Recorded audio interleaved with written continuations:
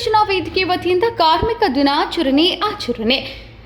ಶಿವರಾಮೇಗೌಡರ ಕರ್ನಾಟಕ ರಕ್ಷಣಾ ವೇದಿಕೆ ಬಾಗಲಕೋಟೆ ಜಿಲ್ಲೆಯ ಬಾದಾಮಿ ತಾಲೂಕಾ ಘಟಕದಿಂದ ಕಾರ್ಮಿಕರ ದಿನಾಚರಣೆಯನ್ನು ಆಚರಿಸಲಾಯಿತು. ವೇದಿಕೆಯ ಪದಾಧಿಕಾರಿಗಳಿಂದ ಸಾರ್ವಜನಿಕ ಸರ್ಕಾರಿ ಆಸ್ಪತ್ರೆಯಲ್ಲಿ ರೋಗಿಗಳಿಗೆ ಹಣ್ಣು ಹಂಪಲ ನೀಡಿ ಆರೋಗ್ಯ ವಿಚಾರಿಸಲಾಯಿತು. ಈ ಸಂದರ್ಭದಲ್ಲಿ ತಾಲೂಕು ಅಧ್ಯಕ್ಷ ರಫೀಕ್ ನದೀಮುಲ್ಲಾ, ತಾಲೂಕು ಉಪಾಧ್ಯಕ್ಷ ಫಕೀರಪ್ಪ ಶಾಂತಗೇರಿ, ಯುವ ಮುಖಂಡ ವೀರೇಶ್ ಕಾಟಪೂರ್, ವೆಂಕಟೇಶ್ ವಡ್ಡರ್, ಮಲ್ಲು ದೊಡ್ಮನಿ, ಬಸು ನೇಕಾರ್, ಹರ್ಷದ್ ಹಾಗೂ ಇನ್ನಿತರೆ ಕರವೇ ಪದಾಧಿಕಾರಿಗಳು ಭಾಗವಹಿಸಿದ್ರು. KH Shantageri, KBN news digital.